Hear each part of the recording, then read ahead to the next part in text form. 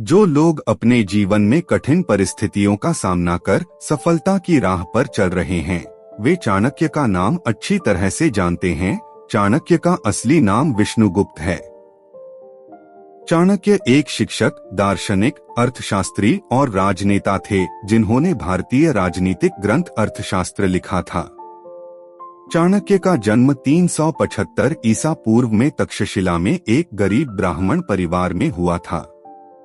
उनके पिता कनक हैं और उनकी माता चनेश्वरी हैं। बचपन में इन्होंने वेदों का अध्ययन किया और राजनीति के बारे में सीखा। आइए पढ़ते हैं इस महान दार्शनिक के कुछ बहुमूल्य विचार। जैसे एक बछड़ा हजारों गायों के झुंड में अपनी मां के पीछे चलता है, उसी प्रकार आदमी के अच्छे और बुरे कर्म उसके पीछे चलते हैं। विद्या को चोर भी नहीं चुरा सकता। सबसे बड़ा गुरु मंत्र, अपने राज किसी को भी मत बताओ, ये तुम्हें खत्म कर देगा। आदमी अपने जन्म से नहीं, अपने कर्मों से महान होता है। एक समझदार आदमी को सारस की तरह होश से काम लेना चाहिए और जगह, वक्त और अपनी योग्यता को समझते हुए अपने कार्य को सिद्ध करना चाहिए। ईश्वर मूर्तियों में नहीं है, आपकी भावनाएं ही आपका ईश्वर है। आत्मा आपका मंदिर है। पुस्तकें एक मूर्ख आदमी के लिए वैसे ही हैं, जैसे एक अंधे के लिए आईना। एक राजा की ताकत उसकी शक्तिशाली भुजाओं में होती है, ब्राह्मण की ताकत उसके आध्यात्मिक ज्ञान में और एक औरत की ताकत उसकी खूबसूरती, यौवन और मधुर वाणी में होती है।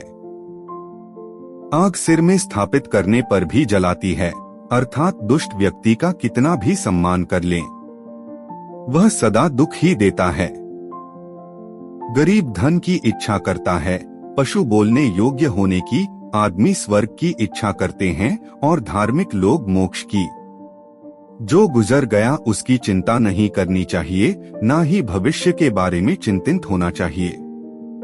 समझदार लोग केवल वर्तमान में ही जीते हैं। संकट में बुद्धि भी काम नहीं आती है। जो जिस कार्य में कुशल हो उसे उसी कार्य में लगना चाहिए। किसी भी कार्य में पल भर का भी विलंब ना करें।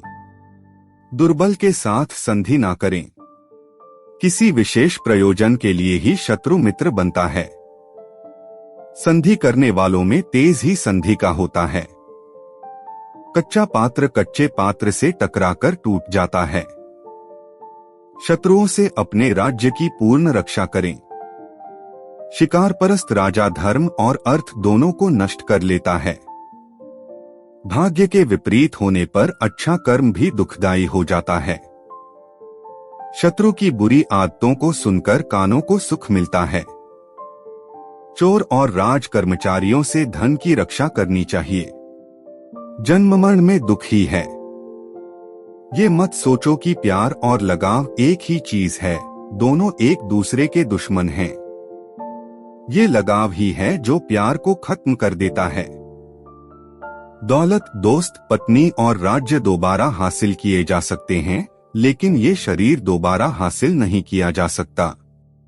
पृथ्वी सत्य पे टिकी हुई है, ये सत्य की ही ताकत है जिससे सूर्य चमकता है और हवा बहती है। वास्तव में सभी चीजें सत्य पे टिकी हुई हैं।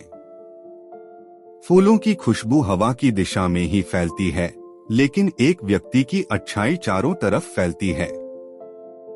जो हमारे दिल में रहता है वो दूर होके भी पास है, लेकिन जो हमारे दिल में नहीं रहता वो पास होके भी दूर है। जैसे एक सूखा पेड़ आग लगने पे पूरे जंगल को जला देता है, उसी प्रकार एक दुष्ट पुत्र पूरे परिवार को खत्म कर देता है। जिस आदमी से हमें काम लेना है उससे हमें वही बात करनी चाहिए जो उसे अच्छी लगे। जैसे एक शिकारी हिरन का शिकार करने से पहले मधुर आवाज में गाता है।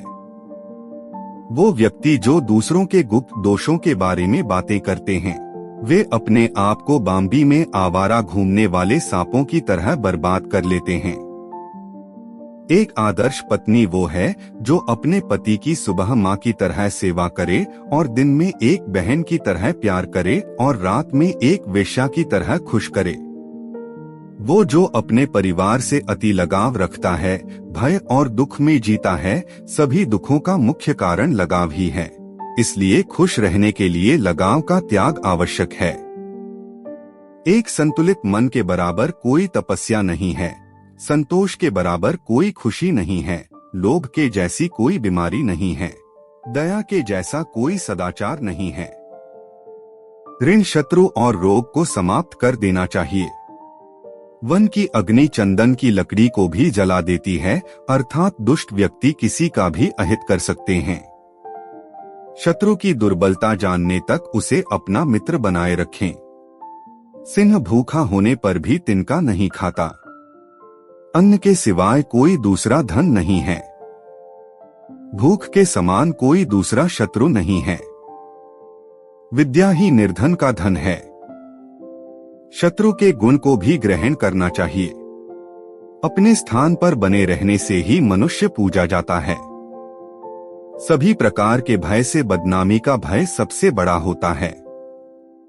किसी लक्ष्य की सिद्धि में कभी शत्रु का साथ ना करें। आलसी का ना वर्तमान होता है ना भविष्य। सोने के साथ मिलकर चांदी भी सोने जैसी दिखाई पड़ती है, अर्थात सत्संग का प्रभाव मनुष्य पर अवश्य पड़ता है। ढेकुली नीचे सिर झुकाकर ही कुएं से जल निकालती है, अर्थात कपटी या पापी व्यक्ति सदैव मधुर वचन बोलकर अपना काम निकालते हैं। सत्य भी यदि अनुचित है तो उसे नहीं कहना चाहिए। समय का ध्यान नहीं रखने वाला व्यक्ति अपने जीवन में निर्विघ्न नहीं रहता। दोषहीन कार्यों का होना दुर्लभ होता है। चंचल चित्त वाले के कार्य कभी समाप्त नहीं होते। पहले निश्चय करिए, फिर कार्य आरंभ करें। भाग्य पुरुषार्थी के पीछे चलता है। अर्थ और धर्म कर्म का आधार है। शत्रु दंड नीति के ही योग्य है। कठोर वाणी अग्निदाह से भी अधिक तीव्र दुख पहुंचाती है। व्यसनी व्यक्ति कभी सफल नहीं हो सकता। शक्तिशाली शत्रु को कमजोर समझकर ही उस पर आक्रमण करें। अपने से अधिक शक्तिशाली और समान बल वाले से शत्रुता न करें। मंत्रणा को गुप्त रखने से ही कार्य सिद्ध होता है। योग्य सहायकों के बिना निर्णय करना बड़ा कठिन होता है। एक अकेला पहिया नहीं चला करता। अविनीत स्वामी के होने से तो स्वामी का ना होना अच्छा है। जिसकी आत्मा संयमित होती है वही आत्मविजयी होता है। स्वभाव का अतिक्रमण अत्यंत कठिन है। धूर्त व्यक्ति अपने स्वार्थ के लिए दूसरों की सेवा करते हैं।